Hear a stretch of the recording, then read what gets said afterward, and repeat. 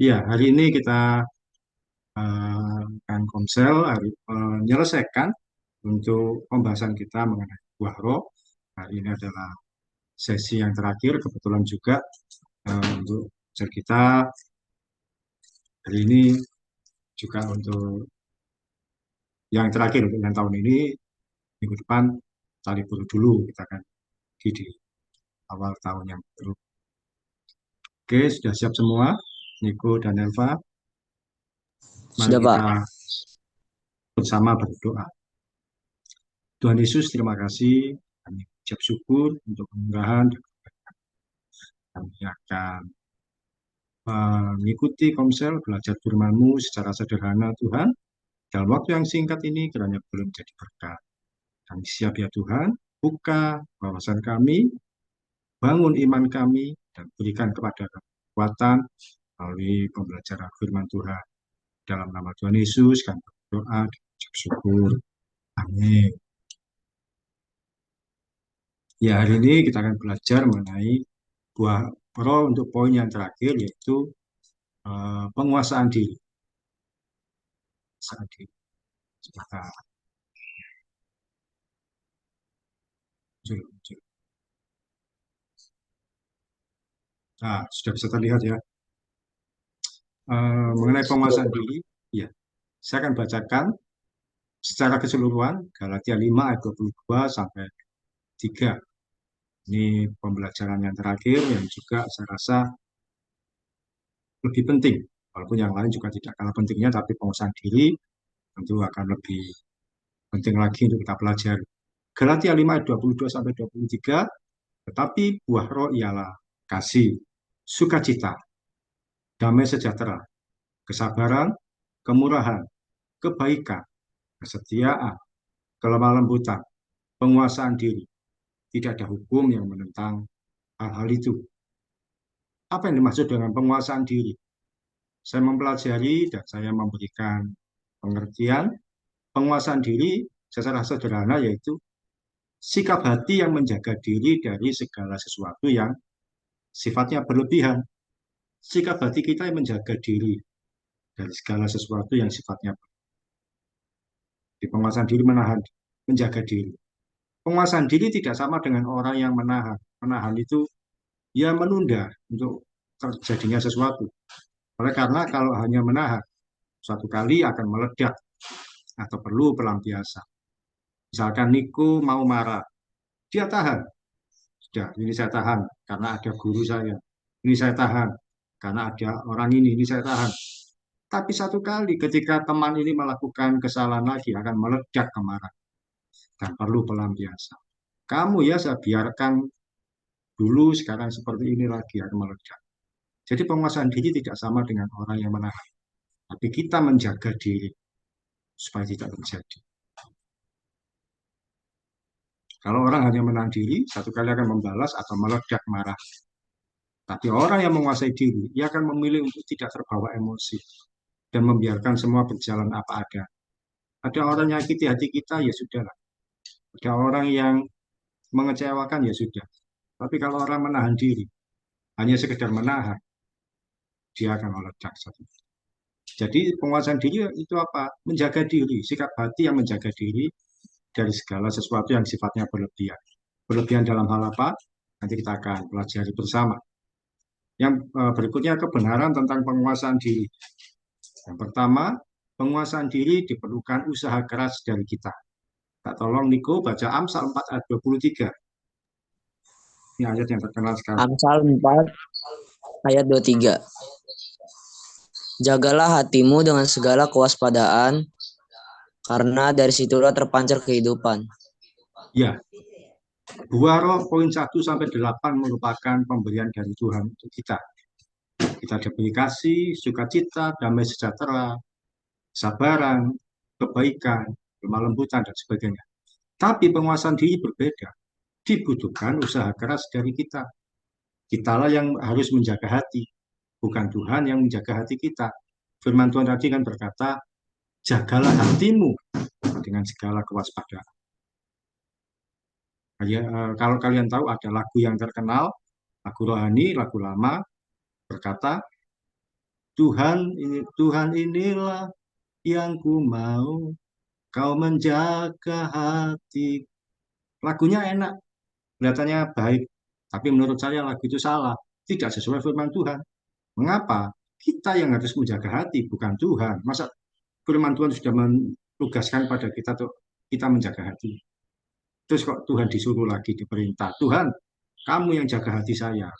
Enggak bisa. Jadi menjaga hati itu adalah usaha keras dari kita. Penguasaan diri diperlukan usaha ekstra keras dari kita yang hidup berpadanan sesuai dengan kebenaran firman Tuhan. Jadi orang yang menjaga hati, dia itu harus hidup, dia berusaha keras supaya yang saya lakukan ini sesuai dengan kebenaran firman. Contohnya kalau di dekat kita ada HP atau dompet atau barang berharga milik orang lain tergeletak. Bagaimana sikap kita? Orangnya mungkin tidak tahu. Kita tidak bisa berdoa, Tuhan buat saya untuk tidak mengambil barang itu. Buat saya Tuhan supaya tangan saya tidak mencuri. Tidak bisa. Kita yang harus bertindak bahwa saya tidak akan mengambil barang itu.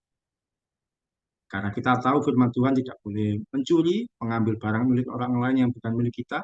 Nah, kita yang menjaga diri bahwa saya tidak akan ambil barang. Jadi kebenaran firman Tuhan mengajarkan untuk tidak boleh mengambil yang bukan milik kita, untuk kita menguasai diri. Jadi uh, menjaga hati dalam arti apa? Dibutuhkan ekstra keras dari kita. Saya tidak akan berbuat yang salah. Saya harus berbuat sesuai dengan kebenaran. Belakangan ini, karena ada Android, ada internet, orang bebas buka akses-akses dari HP, termasuk gambar atau video yang mengarah pada pornografi.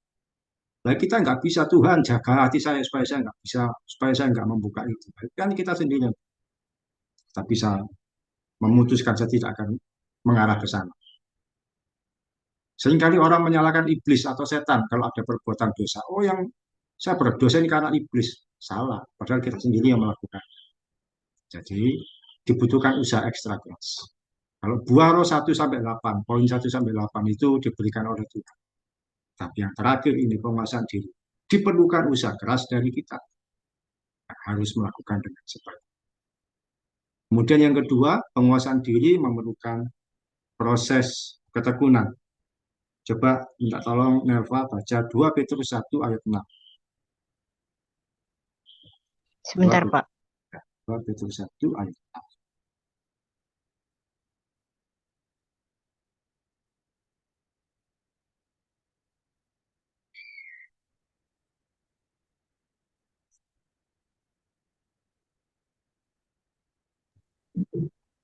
2 Petrus 1 ayat 6. Dan kepada pengetahuan penguasaan diri, kepada penguasaan diri ketekunan, dan kepada ketekunan kesalehan. Ya, penguasaan diri memerlukan proses yang tidak mudah hari demi hari. Bagaimana seseorang bisa memiliki penguasaan diri? Dia harus tekun membaca kebenaran firman Tuhan setiap hari. Jadi firman Tuhan ini adalah penuntun kita, rambu-rambunya, tata tertibnya. Melalui kebenaran firman Tuhan, kita mengetahui yang mana harus dilakukan, yang mana kita harus jauhi. Nah, kalau orang tidak tekun hidup dalam firman Tuhan, dia tidak bisa memiliki penguasaan diri, berlaku semaunya sendiri. Kenapa? Karena nggak tahu yang mana bagian yang dilakukan atau tidak. Contohnya, kalau ujian SIM, orang itu akan menghadapi soal-soal tentang uh, rambu lalu lintas. Nah, orang harus hafal, sebelumnya kan belajar. Kalau orang belajar rambu lalu lintas dengan benar, dia akan mengerti kalau lampu traffic light menyala merah, dia akan berhenti. Kalau hijau, baru jalan. Di situ dia sedang menguasai diri. Meskipun kondisinya terburu-buru, atau situasi di jalan sedang sepi, tidak ada polisi. Tapi karena dia sudah tahu rambu-rambu lalu lintas, maka dia akan bertindak sesuai peraturan. Niko sudah bisa mengendarai motor kemana-mana? Bisa, Pak. Bisa. Nah, seperti itu. Ketika di depan ada lampu traffic light, atau biasa kita sebut lampu merah, jika lampunya sedang menyala merah, harus menguasai diri bahwa saya harus berhenti. Saya harus menunggu sampai hijau. Itu adalah contoh orang menguasai diri. Sama seperti kalau orang baca firman Tuhan. Dia akan ngerti, oh yang seperti yang hal ini saya boleh lakukan, yang ini saya harus hindari. Kalau orang tidak belajar firman, dia nggak akan. Demikian juga kalau kalian memahami tata tertib sekolah, akan tahu kalau hari Senin harus pakai baju apa, Kamis pakai baju apa, Jumat mungkin biasanya pramuka. Jadi mengerti karena tahu tata tertib. Dia akan memakai baju seragam sesuai dengan ketentuan yang disepakati. Di situ Niko dan Nelva sedang menguasai diri, Pak. Oh, saya tidak boleh pakai baju sembarangan. Oh, Senin saya pakai baju batik aja. Padahal harus pakai baju putih. Jadi penguasaan diri memerlukan proses ketekunan. Nah, itu. Kebenarannya yang pertama, penguasaan diri diperlukan usaha keras dari kita. Yang kedua, diperlukan proses ketekunan, yaitu belajar firman Tuhan. Dan yang ketiga, penguasaan diri diperlukan supaya kita tidak bertindak berlebihan. Nah, tolong Niko baca 2 Timotius 2 ayat 22. 2 Timotius 2 ayat 22. Sebab itu jauhilah nafsu orang muda, kejarlah keadilan, kesetiaan, kasih dan damai bersama-sama dengan mereka yang berseru kepada Tuhan dengan hati yang murni. Ya, sebagaimana kita ketahui, dalam jiwa kita ini ada sesuatu yang harus kita jaga dengan hati-hati. Dalam jiwa Niko, jiwa Nelva, jiwa saya, ada sesuatu yang harus kita jaga dengan hati-hati. Apa itu? Sesuatu yang berharga yang harus kita jaga yaitu adalah nafsu. Tuhan berkata, jauhilah nafsu orang muda. Apa itu nafsu? Nafsu yaitu apa? Kondisi dalam jiwa yang menuntut untuk dipuaskan dan dipenuhi kemauan. Kondisi dalam jiwa yang menuntut untuk dipuaskan dan dipenuhi kemauannya. Setiap kita pasti memiliki nafsu. Anak kecil, anak remaja, orang dewasa pun juga punya nafsu. Tapi nafsu ini harus dikendalikan supaya tidak menuntut ya berlebihan. Nafsu tidak selalu mengarah pada hal yang sifatnya seksual atau pornografi. Sebagai contoh, mungkin satu kali Niko atau Nelva ikut orang tua hadir di resepsi pesta pernikahan. Melihat begitu banyak makanan yang tersedia, dari ujung sampai ujung. Makanan, minuman yang lezat, yang enak, dimakan gratis. Bukankah rasanya kita ini ingin makan semua hidangan yang enak-enak itu sekaligus. Ingin menikmati semuanya. Rasanya bahkan kalau boleh tidak ingin pulang sebelum menikmati semua makanan dan minuman satu persatu. Nah, saat itu kita sedang dikuasai oleh nafsu makan. Nah, nafsu makan ini harus dikendalikan. Bahwa kita tidak boleh lupa diri. Lupa diri apa? Makan segala sesuatu yang tersedia.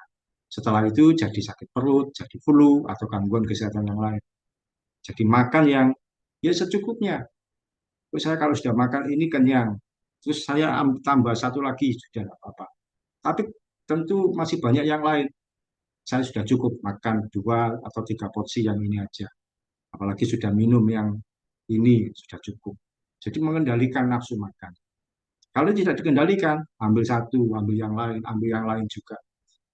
Memang semua bisa masuk ke dalam perut, tapi besoknya kita mengalami gangguan.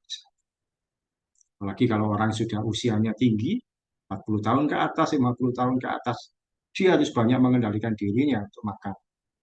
Oh, tidak boleh makan yang mengandung banyak lemak, supaya tidak menjadi gangguan di tubuhnya dan sebagainya. Jadi harus mengendalikan diri. Nafsu yang lain yang harus kita jaga sebagai anak muda, tentu yaitu nafsu seksual.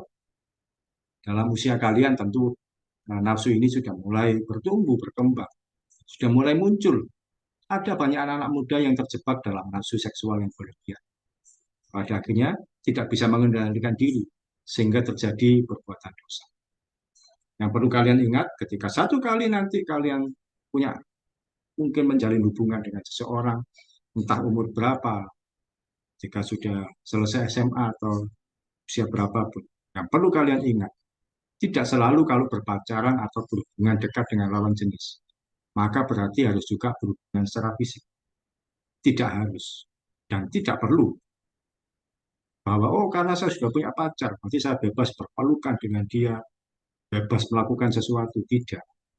Karena masih belum siapa-siapa, masih belum jadi ikatan yang resmi. Jadi yang harus diingat bahwa tidak selalu kalau berpacaran atau berhubungan dekat dengan lawan jenis, maka berarti harus juga berhubungan secara fisik dan merasa bahwa, oh dia kan sudah milik saya. Tidak, belum. Hanya milik cuma 10% saja. Dia harus dijaga nafsu seksual. Kita perlu menguasai diri supaya nafsu seksual ini tidak menguasai kita secara berlebihan. Karena itu, poin penguasaan diri saya sampaikan dengan begitu penting, begitu mendesak, begitu darurat. Memang yang 1 sampai 8 penting, tapi yang ini juga lebih penting. Contoh di Alkitab yang baik yaitu Yusuf. Dia mengendari perbuatan dosa. Dia bisa menguasai nafsunya dengan baik. Ketika diajak untuk melakukan perbuatan yang salah, Yusuf lari meninggal. Sementara Daud lebih memilih untuk berbuat dosa. Dan pada akhirnya terjadi penyesalan sumber. Hasil dari perbuatan dosa itu kan anaknya mati. Terus juga ya akhirnya apa? Kerajaannya terpecah. Nah, perbuatan dosa yang dia lakukan. Dia menanggung banyak hal. Memang ada hal baik yaitu ada anak kedua yaitu Salomo. Tapi situasi yang dihadapi, kalau kalian mempelajari kehidupan Daud, turun-temurun, tidak putus-putusnya dari masalah perbuatan dosa yang anaknya namanya Amnon memperkosa adiknya utama. Absalom juga lari ke tempat yang lain karena membunuh Amnon dan seterusnya karena perbuatan.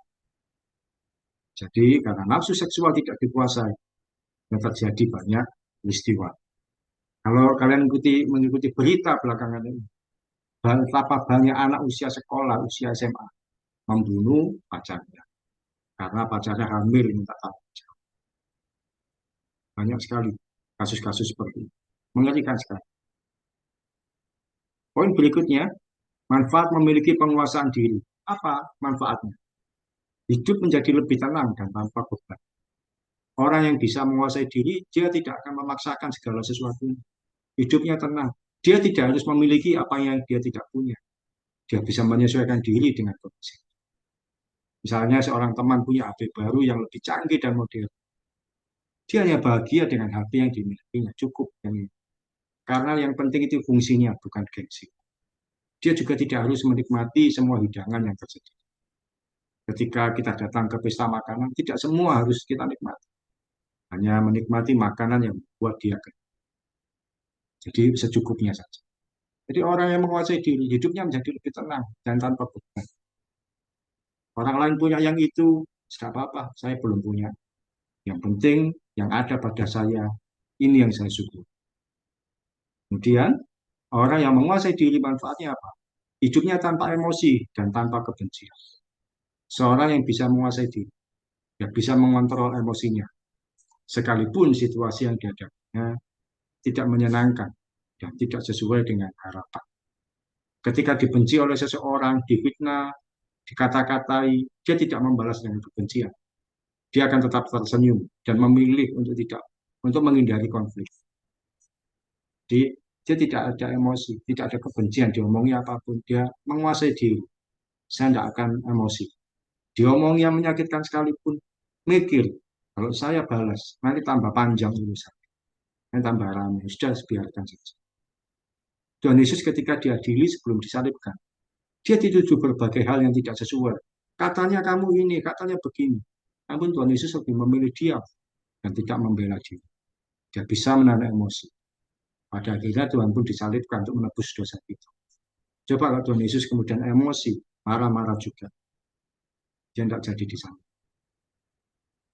Dan manfaat yang ketiga, orang yang menguasai diri, hidupnya lebih tertib dan teratur. Orang yang menguasai diri tidak sembarangan berteman, tidak kacau dalam pergaulan, tidak kesulitan untuk mengikuti peraturan di mana dia. Jadi dia tidak sembarangan kan berteman, dia tidak kacau dalam pergaulan. Ada peraturan apapun bisa mengikuti, tidak mudah mengeluh. Bahkan sekalipun di kiri kanan banyak orang yang hidupnya sembarangan, dia akan tetap berada di jalur. Mungkin pernah mengalami teman di dekatnya merokok, yang sana juga merokok. Tapi kamu tetap pada posisi bahwa saya tidak akan merokok. Kamu akan ada di jalurnya. Kadang-kadang situasi yang kita hadapi seperti itu. Oh, yang sini ngomongnya kotor, yang ini ngomongnya sembarangan. Kamu menguasai diri, saya nggak mau ikuti. Jadi hidupnya lebih tertib, teratur. Orang yang di depan lampu merah, dia jalan saja. Yang sana juga mungkin buru-buru, dia terobos. Tapi kita belajar, Pak. Saya mau nunggu sampai lampunya hijau. Karena bisa jadi ketika diterobos, terjadi kecelakaan. Mungkin nggak ada polisi, tapi kemudian karena buru-buru jatuh sendiri. Jadi orang yang menguasai diri akan lebih tertib dan tertib. Orang menguasai diri, manfaatnya hidupnya menjadi lebih tenang, tanpa beban, tanpa emosi, dan tanpa kebencian. Dan hidupnya lebih tertib dan teratur. Bagian terakhir, apa saja bentuk penguasaan diri terhadap makanan? Kita tentu tidak harus menikmati semua makanan. Kita menjaga. Oh, yang ini baik untuk saya. Oh, yang itu tidak baik untuk saya. Kalau masih muda mungkin tidak ada masalah. Ketika usia bertambah, mungkin akan lebih memilih. Oh, yang ini akan membuat saya jadi bertambah gula darah saya. Oh, ini jadi kolesterol saya makin naik. Tapi masih muda pun juga menjaga diri. Kalau saya makan terlalu pedas, nanti saya jadi sakit perut. Jadi semuanya harus dijaga. Minum es, ya, berlebihan nanti saya jadi flu. Apalagi situasi sekarang kan peralihan dari kemarau, panas ke hujan. Gampang sakit. Dijaga. Memang panas, pingin minum yang dingin. Jaga terhadap makan. Penguasaan diri terhadap emosi atau kemarahan. Nah, ini nggak mudah. Karena kita ini mudah tersinggung. Kita ini punya ego. Orang marah-marah ke kita, jaga emosi. Jangan sampai terbawa. Kemudian penguasaan diri terhadap lawan jenis. Penguasaan diri terhadap lawan jenis bagaimana? Penguasaan diri terhadap lawan jenis itu, kalau ada cowok atau cewek di depan kita, kita menjaga supaya kita juga jangan jatuh ke dalam dosa. Bahkan firman Tuhan berkata, kita jaga mata kita supaya tidak salah. Penguasaan diri terhadap lawan jenis. Orang yang tidak menguasai diri, akhirnya apa? Yang laki-laki memperkosa yang perempuan hanya untuk kepuasan sesaat. Yang perempuan pun juga begitu. Akhirnya cari kepuasan dari orang yang jaga diri. Kemudian penguasaan diri terhadap keinginan memiliki barang-barang baru. Sekarang ini banyak barang-barang baru ditawarkan, secara online juga murah dan sebagainya. Jaga diri. Oh, saya harus mengikuti. Kalau memang saya ada uang, mungkin saya perlu. Kalau itu memang saya perlukan, saya akan. Kalau enggak, ya. Kemudian penguasaan diri terhadap melanggar tata tertib atau peraturan. Seperti saya contohkan tadi. Kalau ada lampu merah, dan tidak boleh berbelok misalkan. Jangan berbelok pada celaka. Terus pengaturan di sekolah, tidak terlambat, tahu seragam mana yang dipakai, dan sebagainya. Jadi tidak melanggar peraturan atau tata. Orang yang menguasai diri juga terhadap perkataan. Hati-hati perkataannya, jangan sampai perkataanmu menyakiti orang. Juga penguasaan diri ingin memiliki barang orang lain. Kadang-kadang orang itu ada yang sembrono, teledor, barangnya eh, bergeletakan di depan kita. Kalau memang bukan milik kita, jangan. Ini adalah contoh-contoh bentuk penguasaan diri. Tentu masih banyak yang lain. Tapi dari contoh-contoh yang ini, kita diingatkan bahwa menguasai diri ini nggak mudah. Perlu usaha keras dari kita. Patokannya apa? Firman Tuhan sudah pasti. Bahwa jika firman Tuhan sudah mengajar untuk kita tidak melakukan sesuatu yang salah, kita jangan. Firman Tuhan mengajarkan untuk kita berkata dengan jujur, tidak menipu. Ya kita. Firman Tuhan mengajarkan pada kita untuk menjaga mata kita, ya kita. Firman Tuhan mengajar untuk kita menguasai nafsu kita, ya kita dalam banyak hal. Karena itu penting sekali untuk kita ada dalam banyak berkenan di hadapan Tuhan dalam pembacaan. Oke, poin terakhir sebagaimana biasanya kita sharing sebentar, di bagian mana kalian merasa belum bisa menguasai diri. Kalau menurut Nelva, di bagian mana kamu belum bisa menguasai diri? Bagian perkataan, bagian pikiran, atau bagian di mana Mungkin bagian perkataan sih, Pak. mana itu maksudnya?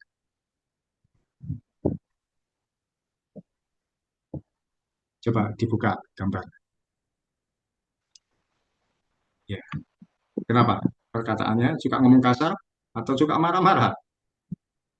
Iya itu kadang kayak suka nggak bisa kontrol gitu loh, nggak bisa kontrol emosi, marah, lepas. Oke, berikutnya belajar untuk menguasai diri. Firman Tuhan mengajarkan untuk kita ini cepat berpikir, lambat berkata-kata. Supaya apa? Sebelum berkata-kata mikir dulu. Oh, kalau saya ngomong gini jadi emosi. Kadang-kadang kalau kita marah itu bukan saja orang lain yang jadi kena akibatnya, kita sendiri juga mudah jantungan, deg-degan. Kalau niku dalam hal apa? Menguasai dirimu kurang. Kalau aku ada dua, eh, kemarahan sama perkataan. Kenapa juga? Gimana? Kadang-kadang kalau ngomong suka ngomong kotor gitu, terus kalau misalnya ngeliat apa eh digangguin orang suka marah gitu. Hmm, Padahal bercanda doang. ya, ya, melalui pembelajaran firman Tuhan ini belajar bisa menguasai diri. Karena memang nggak mudah. Amsal 4 ayat 23, jagalah hatimu. Segala kewaspadaan. Jaga hati. Saya kadang-kadang, ya namanya laki-laki, kadang masih suka melihat sesuatu yang, oh sebenarnya nggak boleh saya juga melihat perempuan. Tapi saya harus segera mengalihkan. Saya tidak boleh terlalu banyak melihat orang yang lain. Penguasaan diri yang lain juga kadang-kadang, yang saya masih belum bisa, ya kalau lampu merah, saya juga pernah cerita, kadang-kadang masih saya terus. Kalau kemarahan, saya sudah mulai bisa menguasai diri. Karena apa? Karena saya tidak mau kalau marah akhirnya jadi tambah panjang. Jadi saya biarkan semua terjadi. Tanpa bermaksud membenarkan orang yang salah. Tapi kita juga menjaga diri supaya jangan sampai terjadi situasi-situasi yang sama. Dan menjaga baik Melva maupun Niko, kalaupun ada orang yang menyinggung kita jaga supaya jangan sampai jadi sesuatu yang sama. Dia ngomong apa kita balas akhirnya jadi panjang.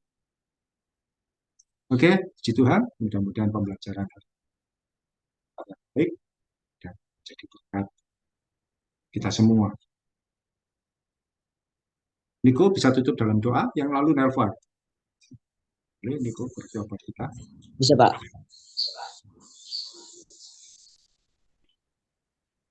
Mari kita bersatu dalam berdoa. Dalam doa. Ya Tuhan Yesus, berkati Tuhan. Terima kasih Tuhan, kita sudah mendengar firman-Mu melalui Pak Oki Tuhan. Berkati supaya firman-Mu ini bisa menjadi rema di kehidupan kami Tuhan. Terima kasih Tuhan Kau telah memberikan nafas kehidupan sepanjang malam tadi Tuhan. Berkati supaya kita bisa mengakhiri tahun ini dengan senang dan bahagia Tuhan, tanpa ada rasa kesedihan ya Tuhan. Berkati Pak Oki supaya Pak Oki bisa sehat Tuhan dan masih bisa mengajar dan memberitakan Injil Tuhan. Terima kasih Tuhan. Amin. Amin. Oke, terima kasih Niko dan Eva. Selamat Terima kasih Pak. tahun baru. Pak, Tuhan memberkati.